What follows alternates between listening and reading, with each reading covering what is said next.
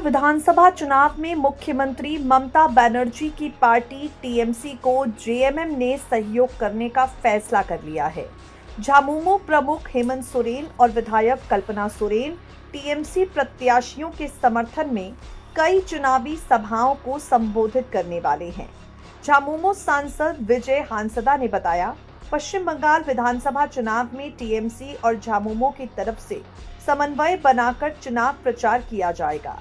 दोनों ही दल पहले से ही आपस में सहयोग और समन्वय बनाकर आम लोगों की आवाज उठाते रहे हैं। राजमहल के झामुमो सांसद विजय हांसदा ने कहा, जिस तरह से भाजपा ने नेताओं के वोट के संवैधानिक ढांचे पर प्रहार किया है, उसे देखकर सभी लोग अचंभित हैं।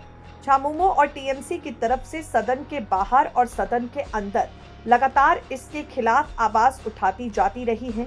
जिस तरह से असम विधानसभा चुनाव प्रचार के दौरान शब्दों की अभिव्यक्ति और बयान में गिरावट देखने को मिली, वो काफी दुखद रहा। लेकिन चुनाव आयोग की तरफ से इस मामले में कोई कदम नहीं उठाया गया। चुनाव आयोग का रवैया हैरान कर देने वाला है। झामुमो प्रवक्ता सुप्रियो भट्टाचार्य ने कहा, हेमंत सोरेन, कल्पना सोरेन समेत पार्टी के अन्य नेता टीएमसी के लिए प्रचार करने जाएंगे, लेकिन अभी चुनावी सभा के लिए रूपरेखा तय नहीं हो पाई है। टीएमसी नेताओं के साथ बातचीत करके झामुमो नेताओं के चुनावी कार्यक्रम को अंतिम रूप दिया जाएगा।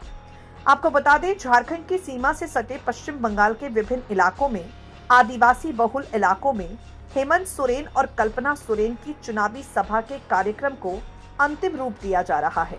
झामुमो सुप्रीमो हेमंत सोरेन और ममता बनर्जी की पार्टी के बीच पहले से ही राजनीतिक समन्वय और सहयोग की भावना मजबूत है। साल 2024 में झारखंड विधानसभा चुनाव के दौरान हेमंत सोरेन के आग्रह पर टीएमसी की तरफ से प्रत्याशी नहीं देकर इंडिया गठबंधन को सहयोग दिया गया। बाद में हेमंत सोरेन के शपथ ग्रहण समारोह में ममता बनर्जी भी पहुंची। असम विधानसभा चुनाव में झामुमो की तरफ से 18 सीटों पर उम्मीदवार उतारे गए हेमंत सोरेन ने लगातार 11 दिनों तक असम में कैंप करके प्रत्याशियों के पक्ष में चुनावी सभा को संबोधित किया। लेकिन पश्चिम बंगाल में ममता बनर्जी का सहयोग करके हेमंत सोरेन पूरे देश की राजनीति को नया संदेश देने की कोशिश करने जा रहे हैं।